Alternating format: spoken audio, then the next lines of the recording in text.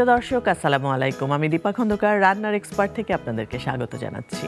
মজাদার সব রেসিপি নিয়ে আবার আপনাদের সামনে হাজির হয়ে গেলাম। আজকে আমার সাথে অতিথি হিসেবে আছেন সঙ্গীত শিল্পী কানিজ খন্দকার মিতু। মিতু কেমন আছো? খুব ভালো। কেমন আছেন আপু? আমি খুব ভালো আছি। তুমি এসেছো দেখে আরো ভালো লাগছে। আমারও খুব ভালো লাগছে। তুমি তো রান্না করবে আজকে আবার আমাদের দর্শকদের জন্য। একদম। কি রান্না করবে? আমি আসলে একটু অন্যরকম রান্না, ডাক পাস্তা।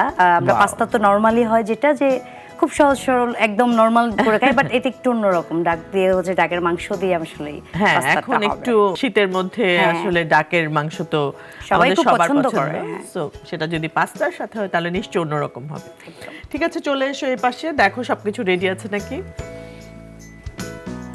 একদম ঠিকঠাক। চুলা জ্বালিয়ে দিব? হ্যাঁ, তেল আছে এই তেলটা পাশে। ওই পাশে। ওকে,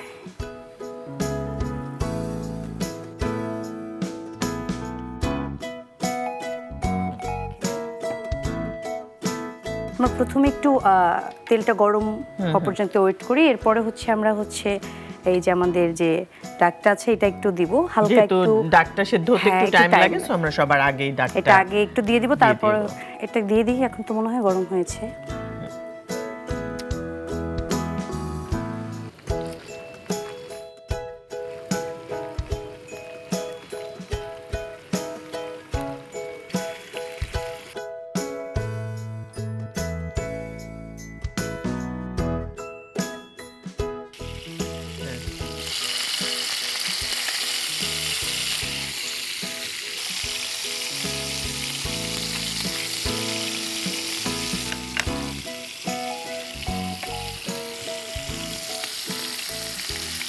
ঝাল খেতে পছন্দ করো? হ্যাঁ, খুব। আমার ঝাল খুব ভালো লাগে। তাহলে দিয়ে দাও অনেক মরিচ। না, সবার কথা চিন্তা করেই তো রান্না করতে হবে, না হলে তারা আবার আমাকে বকা দিবে। হ্যাঁ,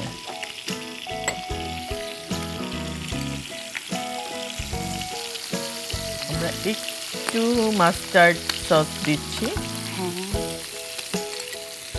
আমি নাড়া দিব।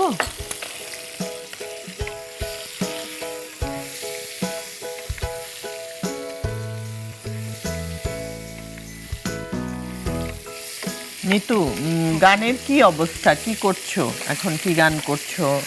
কি নিয়ে ব্যস্ততা? গানের অবস্থা বলতে রিসেন্ট একটি সিনেমা একটা গান আসলো। গানটা হচ্ছে বেহুলার দরদি। সিনেমাটাও ছিল আমাদের টাঙ্গাইলে যে সে বেহুলার নাচারি একটা জায়গা আছে, সেটাকে নিয়েই কেন্দ্র করেই সিনেমাটা হয়েছে। সেখানে একটা গান করলাম। এবং যেটা হচ্ছে পাশাপাশি আমার পড়াশোনা নিয়েও একটু ব্যস্ততা, যেহেতু এমফিল করছি, সেখানে একটু প্রেশার আছে। আর আরও কিছু নতুন গান আসছে, প্রায় 5-6টা গান রেকর্ডিং শেষ, শুধু শুটিং বাকি আর কি। তো সেইগুলো করছি। আর টেলিভিশনের শোজ বা এমনি মঞ্চে যে সকল গান, রিসেন্ট যেহেতু আমাদের লালন সাইজির প্রয়াণ দিবস গেল, সেখানেও একটা ব্যস্ততা ছিল, অনেকগুলো প্রোগ্রাম করেছি তাকে নিয়ে। তো ওভারঅল মিলে খুবই ভালো যাচ্ছে আর কি। আচ্ছা, আমরা তো যতদূর জানি তুমি পড়াশোনার পাশাপাশি পড়াচ্ছো। হ্যাঁ, একদম। সেটা কোথায় পড়াচ্ছো? তো আমি যেখানে রাজগুপ্তরা মডেল কলেজ, সেখানে প্রায় 2 বছর ধরে কাজ করছি। এবং কি আরেকটি বিশ্ববিদ্যালয়, বেসরকারি বিশ্ববিদ্যালয়, রবীন্দ্র সৃজন বিশ্ববিদ্যালয়, সেখানে প্রভাষক হিসাবে আছি। তো আমার আসলেই ছোট বাচ্চাদেরও পড়াতে যেমন ভালো লাগে, একদম যারা একটু বড় বা যারা একটু গবেষণার কাজে লিপ্ত আছে তাদেরকে নিয়েও পড়াতে ভালো লাগে। এবং আমি শিখি প্রতিদিন, প্রত্যেকটা মুহূর্তে। ছোট বাচ্চারা যখন কিছু নতুন করে বলছে, আমার কাছে এগুলো একটু অন্যরকম লাগে, কারণ আমাদের যেহেতু একটু গ্যাপ আছে, জেনারেশন গ্যাপ। তো নতুনত্ব, ওদের এখন যারা জেনারেশন, তারা কিন্তু অনেক অনেক এক্সপার্ট।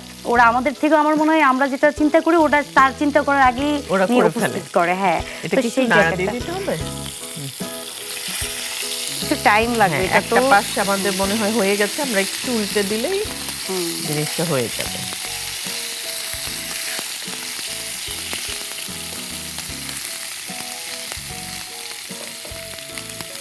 তো ওদেরকে আসলে পড়াতেও ভালো লাগে, যেমন ওদের কাছ থেকে শিখতেও ভালো লাগে। তো সব মিলিয়ে আসলে আমি খুব ভালো আছি বলতে গেলে। গানের মধ্য দিয়েই আছি, যেখানেই আছি গান নিয়েই আছি আর কি। আলহামদুলিল্লাহ।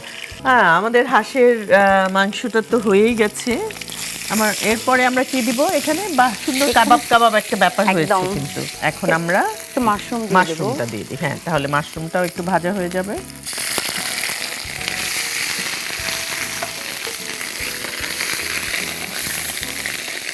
আমাদের আর কি বাকি?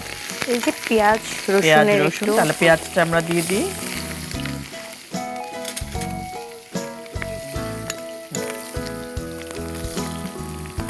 বাস, এখন একটু রসুন আমাদের দিতে হবে। বাস। এখন আমাদের মেন ইনগ্রেডিয়েন্টস পাস্তা।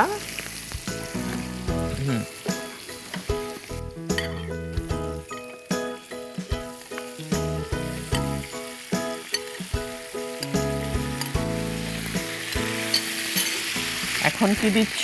চিনি। হ্যাঁ, আরো একটু কম, একটু স্বাদের জন্য আমরা একটু চিনি দিচ্ছি। আর কি আমাদের বাকি আছে? ক্রিম।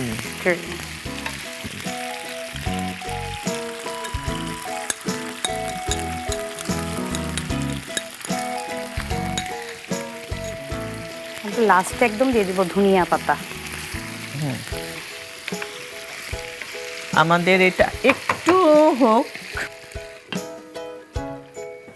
মিতু বলছিলে তুমি তুমি এমফিল করছো, মিউজিক নিয়ে রিসার্চ করছো, মানে সেই বিষয়টা একটু জানতে চাই, কি কোন সাবজেক্টে করছো?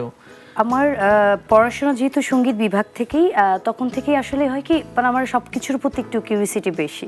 তো সেই জায়গার থেকেই প্রথম গবেষণা কাজ শুরু করে আমি বেহুলা নাচারি নিয়ে। তো পরবর্তীতে আরও পর্যায়ক্রমে অনেকগুলো গবেষণা কাজ করেছি। আমার এলাকার যে গানগুলো আছে, যেমন ধোয়া গান, সেটা একদম নিজস্ব আমাদের টাঙ্গাইলে। তো সেটা নিয়ে আমি একটা কাজ করলাম, আর সেটাও সরকারের একটা অনুদানের কাজ। তো পরবর্তীতে যেহেতু পড়াশোনা শেষ হওয়ার পর আমার মনে হলো যে আমি এটাকে কন্টিনিউ করতে চাই। সেই জায়গা থেকে আমি ঢাকা বিশ্ববিদ্যালয়ে ভর্তি হলাম, এবং কি সেখানেও আমার টপিক যে হচ্ছে আমাদের উকিল মুন্সি সাহেব।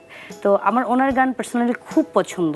তো আমার মনে হলো যে তাহলে ওনাকে নিয়ে সেই অর্থে বড় পরিসরে কোনো গবেষণা কাজ হয়নি। তো আমি চাই শেষ পর্যন্ত ওনাকে দিয়ে পিএইচডি করতে, ওনার নাম নিয়ে আমি যেন চাই যে আমার নামের সাথে আমি ওনার নামটা যেমন গান বলতে ভালো লাগে, আমি যেন ওনার নামটা আসলে যেন আমার নামটাও কখনো আসে, যে হ্যাঁ প্রথম পিএইচডি কানিজ খন্দকার মৃত্যু করেছিল উকিল মুন্সি সাহেবকে নিয়ে। তো ওনার বিষয় নিয়েই কাজ করছি।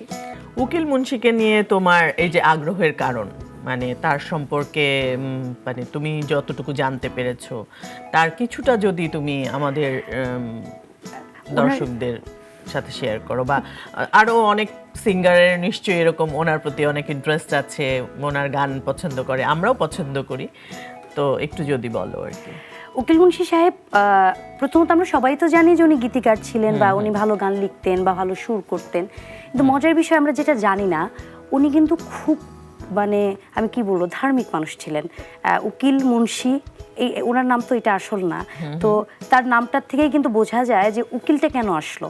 উকিল তার বাবা মার ইচ্ছে ছিল তাকে উকিল বানাবে। তো খুব অল্প বয়সে তার বাবাকে উনি হারান। তো মা চেয়েছিলেন, বাট সেই অর্থে আমাদের যেটা হয়, তার পরবর্তীতে মার বিয়ে হয়ে যাওয়ার ফলে উনি খুব ফুপির কাছে, আসলে তার ফুপির কাছে বড় হওয়া। তো সেই সময় তিনি যেটা করলেন, যেহেতু সেই অর্থে বাবা মা নেই, তো সে ছোটবেলা থেকেই হচ্ছে যেটা হতো গজল গাইতেন। হ্যাঁ, হামনাদ যেটা বলে, সেই জায়গা থেকে সে মসজিদে হচ্ছে ইমামতিও করতেন। মুন্সি, সেই জায়গা থেকে কিন্তু তার নাম মুন্সিও চলে আসলো। তো আমার যেটা ভালো লাগার জায়গা, প্রথমে এগুলো তো কিছুই জানতাম না, ভালো লাগার জায়গা তার গানের একটা বিশাল বৈশিষ্ট্য হচ্ছে, সবাই বলে লোকসঙ্গীত সহজ গান, সহজ সুরের গান, কিন্তু ওনার গান যদি আমরা একটু পর্যালোচনা করি বা সুর একটু বিশ্লেষণ করলে দেখা যাবে উনি এত বেশি রাগের একটা চলন দেখা যাবে, যে প্রত্যেকটা গানের সুর এত বেশি একটু অন্যরকম, একটু কঠিন, কারণ সে অনেক রাগের একটা প্রভাব তার গানে আছে। সেই জায়গা থেকে মানে তার গান গাইতে হলে ওরকম সাধনা করে গাইতে হবে আসলে, একদম, মানে চাইলো আর তুলে ফেলে গেয়ে ফেললাম এরকম এটা কিছু সম্ভবই না। মানে শুধু তোলার পরেও আমার মনে হয় ওইটা আত্মস্থ করার জন্য হলেও অনেক মানে সাধনার দরকার প্রপারলি। একদম। আমাদের পাস্তা অলমোস্ট হয়ে গেছে, আমাদের আর কিছু বাকি আছে দেয়া? হ্যাঁ, আমরা একটু পার্সলে দেয়া না, পার্সলে গুলো একটু দিয়ে আমরা অল্প একটু পার্সলে ছিটিয়ে দিচ্ছি। হ্যাঁ, দেখতেও সুন্দর লাগছে। একদম সুন্দর মতো হয়ে গেছে।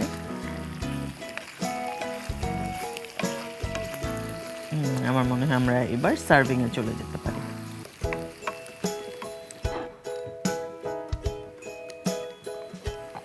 চুলাটা বন্ধ করে দিব।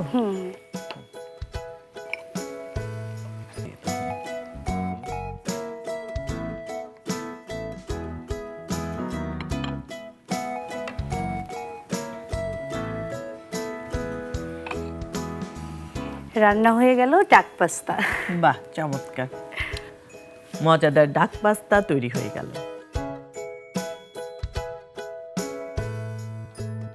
মিতু, অনেক অনেক ধন্যবাদ তোমাকে। এত মজাদার একটা রেসিপি, নতুন রেসিপি আমি বলবো, আমাদের দর্শকদেরকে দেখালে আমিও শিখলাম।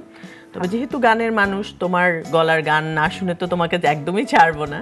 আমি তার আগে দর্শকদের কাছ থেকে একটু বিদায় নিয়ে আসছি। দর্শক, এই ছিল আমাদের আজকের আয়োজন। দেখা হবে আগামী পর্বে নতুন কোনো রেসিপি এবং নতুন কোনো অতিথিকে নিয়ে। সে পর্যন্ত সবাই ভালো থাকবেন, সুস্থ থাকবেন, সুন্দর থাকবেন, আর অবশ্যই রান্নার এক্সপার্টের সাথেই থাকবেন। হ্যাঁ, বলছিলাম গান শুনবো। বন্ধু তোমার প্রেমে হইলাম পাগল, আমার হইল জ্বালা।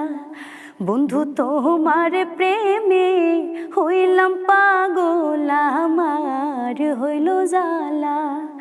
তোমার বাঁশির সুরে ঘর ছাড়িলাম আমি, গাঁথলাম সাধের মালা, আমার হইল জ্বালা।